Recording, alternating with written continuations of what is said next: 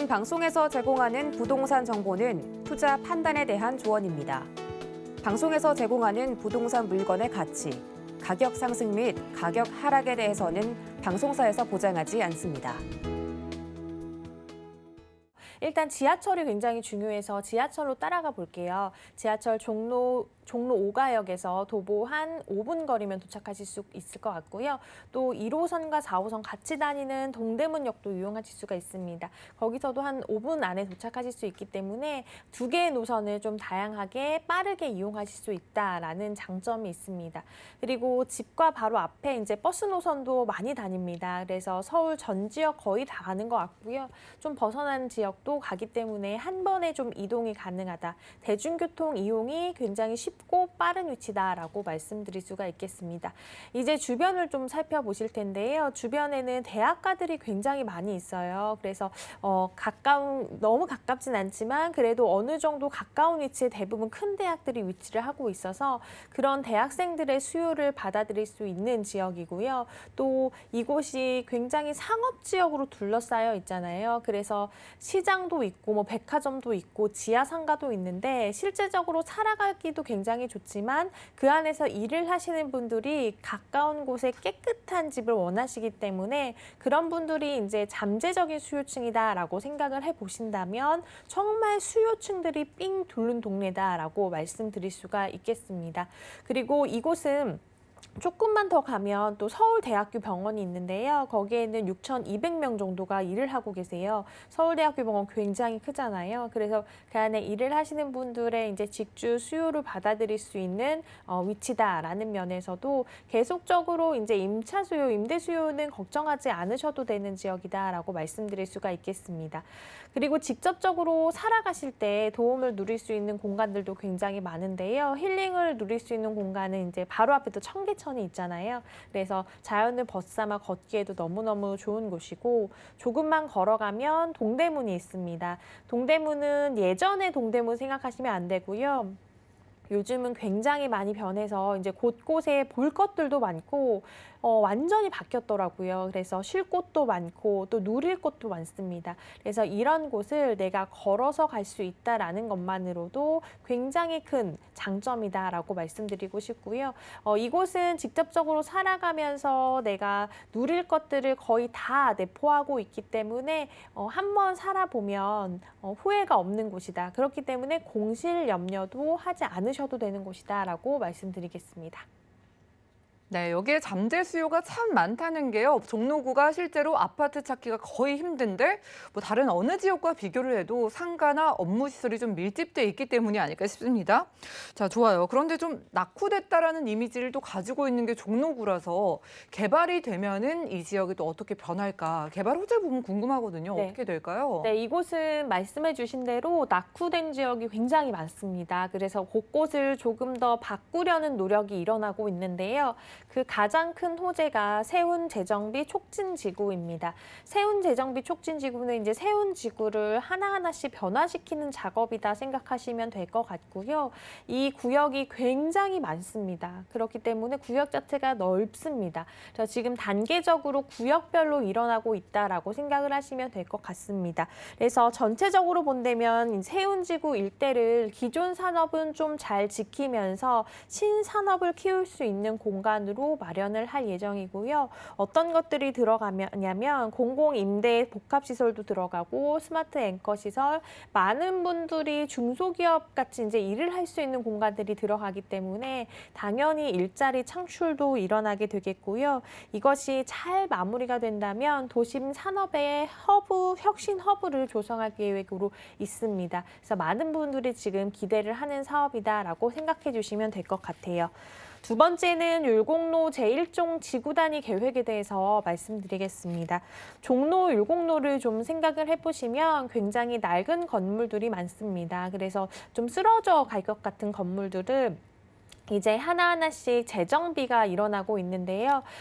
지금 제가 얼마 전에 갔다 오니까 좀 많이 세워진 건물들도 있더라고요. 그래서 계획 중인 이제 건물들도 있고 해서 이것도 하나하나 경비가 다 마무리가 된다면 정말 낡은 것은 더욱더 깨끗해지고 좀 예전 것은 새롭게 변화가 되는 것이기 때문에 많은 분들이 일부러 그곳에 찾아가고 싶은 곳 그리고 더 살고 싶은 곳이 되면 당연히 집가 상승은 그대로 따라온다라고 생각하시면 됩니다. 그래서 이런 것들도 굉장히 도움이 되는 사업이다라고 말씀을 드리겠고요.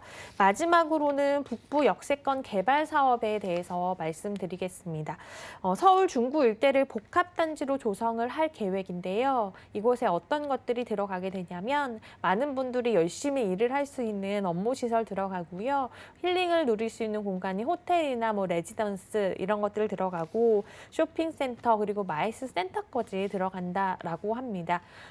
그러면 이게 어떤 목표로 만드느냐? 강북에 코엑스를 만들자라는 목표가 있고요. 정말 강남 예전에 코엑스 생겼을 때 많은 분들이 집중하시고 그 땅값도 되게 들썩들썩 했잖아요. 그만큼 굉장히 집가 상승을 이끄는 도움이 되는 호재다라고 생각을 하시면 될 것 같습니다. 또한 이곳에 서울역 광장 서소문 역사공원을 연결하는 보행로를 조성할 계획인데요. 이 보행로는 많은 분들이 오가시기에 편안한 환경을 조성하기 위해서 만드는 것이기 때문에 도보로 일부러 더 많은 분들이 찾아오고 유동인구가 늘어나게 되면 지역의 활성화도 같이 불어올 것으로 예상되는 사업입니다. 네, 낙후됐던 종로구가요. 또 역사와 문화의 중심지라는 이미지는 남겨놓으면서도 최신 시설들로 탈바꿈하고 있다는 소식입니다.